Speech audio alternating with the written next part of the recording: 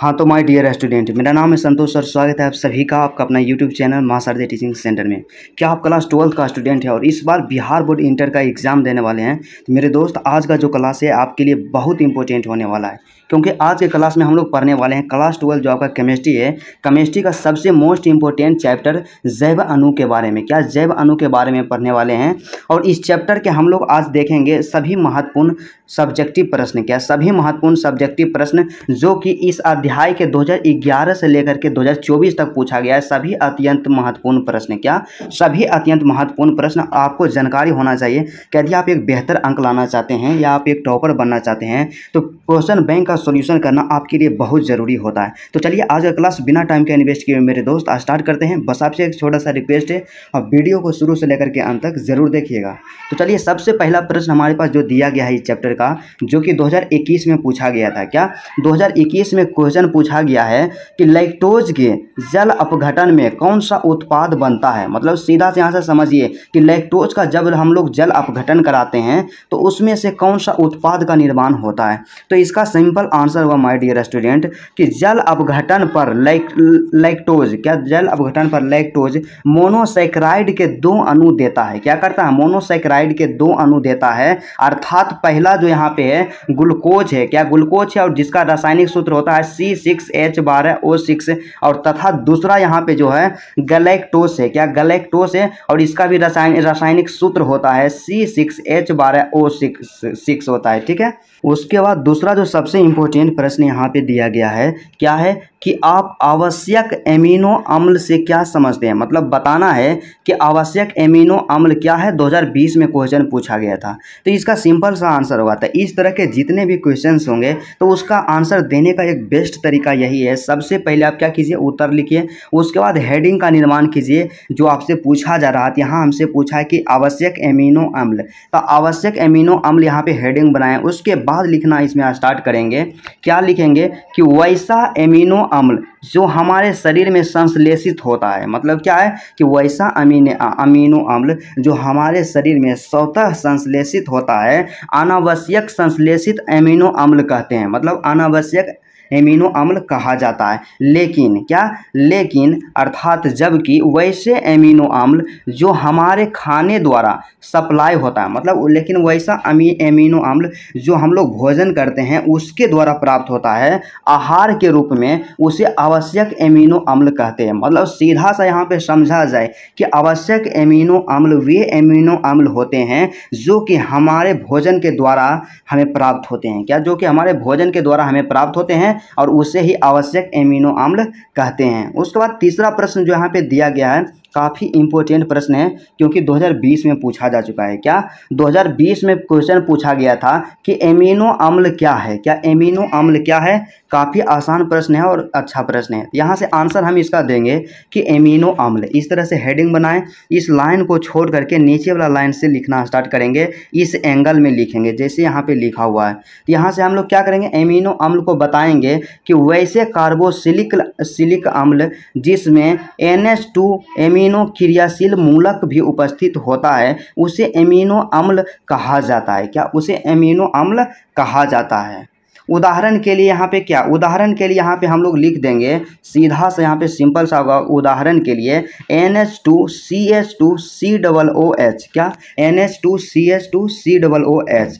उसके बाद चौथा जो यहाँ पे प्रश्न दिया गया है, प्रश्न संख्या 4, जो कि 2019 में पूछा गया था। क्या 2019 में पूछा गया था कि एंजाइम क्या है। क्या एंजाइम क्या है? एंजाइम के बारे में लिखना है कि एंजाइम क्या है। तो सबसे पहले यहाँ पे हम लोग दिए क्या, उत्तर दिए। उसके बाद हेडिंग बनाए एंजाइम, क्या हेडिंग बनाए एंजाइम, और इसमें हम लोग लिखना स्टार्ट करेंगे एक अच्छा आंसर कि एंजाइम एक प्रकार का प्रोटीन है। क्या है? एंजाइम जो है एक प्रकार का प्रोटीन है जो जीवित रासायनिक प्रक्रियाओं को संचालित करने में मदद करता है। क्या है? सिंपल सा यहाँ समझना है कि एंजाइम जो है ना एक प्रकार का प्रोटीन है जो जीवित रासायनिक प्रक्रियाओं को संचालित करने में मदद करता है। क्या संचालित करने में मदद करता है? उसके बाद यह रासायनिक प्रतिक्रियाओं को तेजी से होने देता है। मतलब क्या एंजाइम जो है ना रासायनिक प्रतिक्रियाओं को तेजी से होने देता है और जो इसके बिना लंबे समय लग सकते हैं। मतलब रासायनिक जब प्रतिक्रिया होता है यदि उसमें एंजाइम का इस्तेमाल नहीं किया जाए तो रासायनिक प्रतिक्रिया के होने में काफ़ी लंबा समय लग सकता है, लेकिन जैसे ही एंजाइम का इस्तेमाल करते हैं तो वह तेज़ी से रासायनिक प्रतिक्रिया को पूर्ण कर देती है।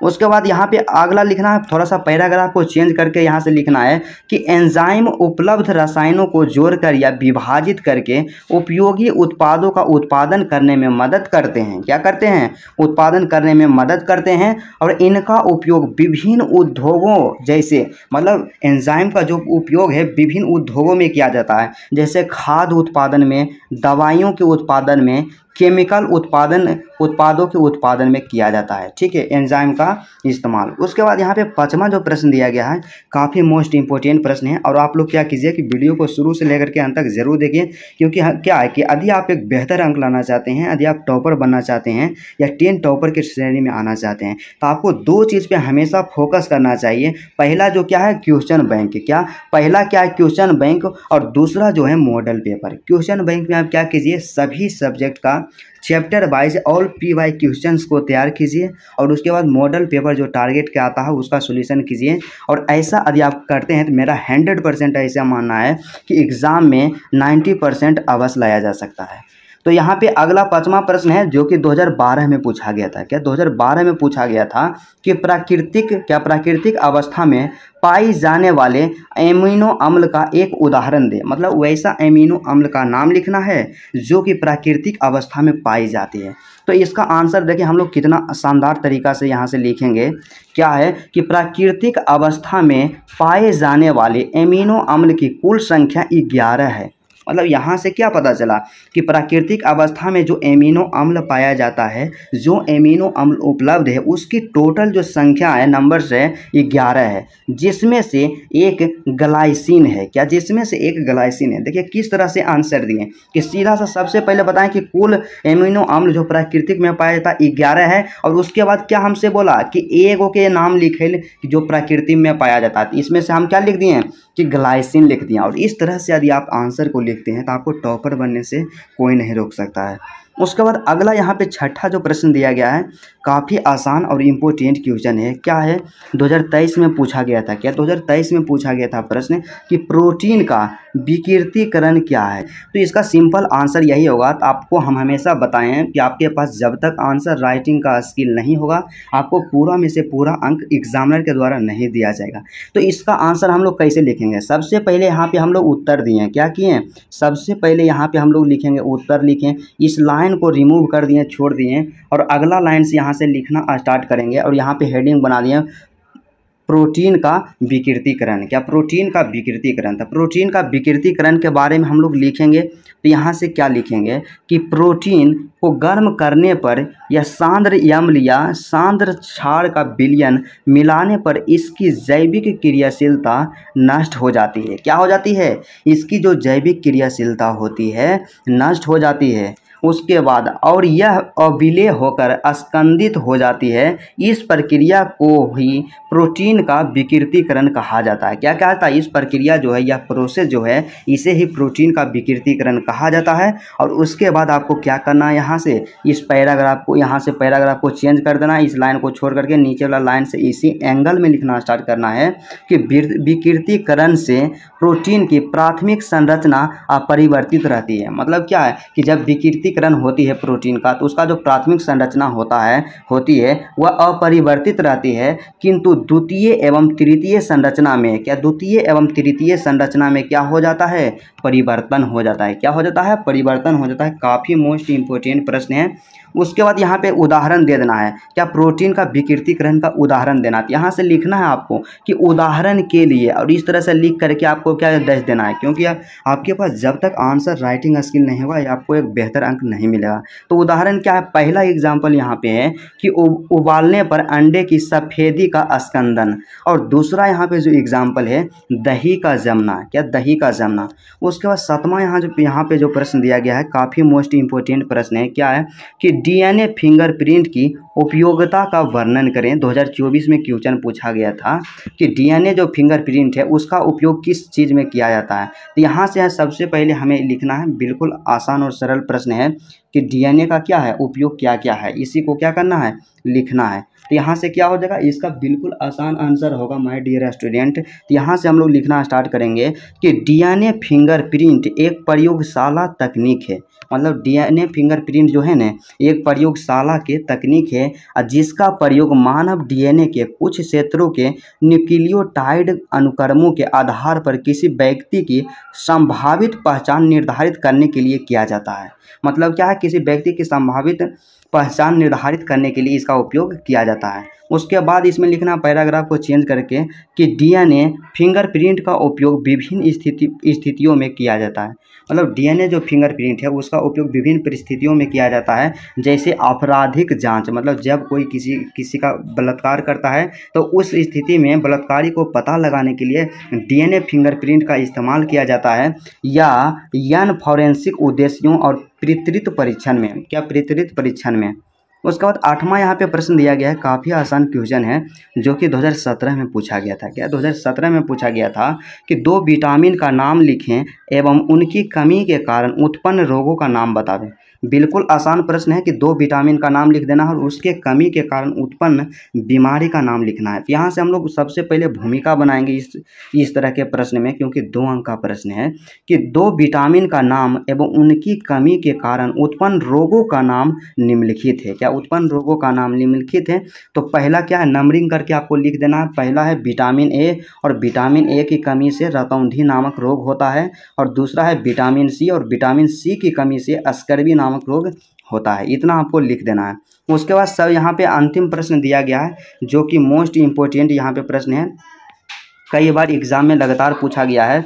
यह जो प्रश्न है काफ़ी इम्पोर्टेंट है और इसमें 2 प्रश्न दिया गया है। तो सबसे पहले यह क्या है 2012 में पूछा गया था और 2020 में पूछा गया था।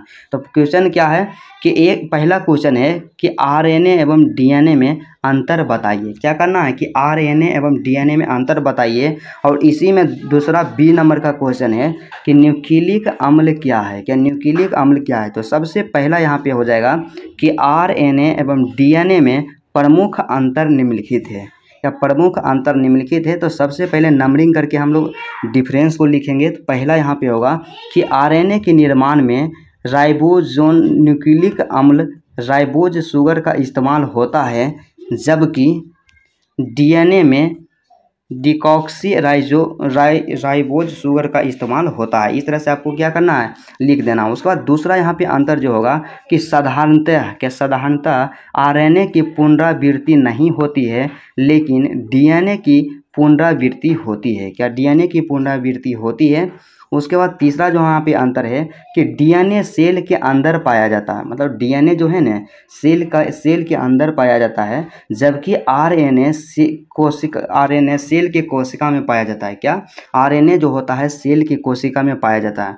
उसका दूसरा यहाँ पे क्वेश्चन था कि न्यूक्लिक अम्ल क्या है। तो न्यूक्लिक अम्ल के बारे में लिखेंगे। सबसे पहले इसका हेडिंग का निर्माण हम लोग कर देंगे कि न्यूक्लिक अम्ल। उसके बाद इसमें हम लोग लिखना स्टार्ट करेंगे कि न्यूक्लिक अम्ल क्या है।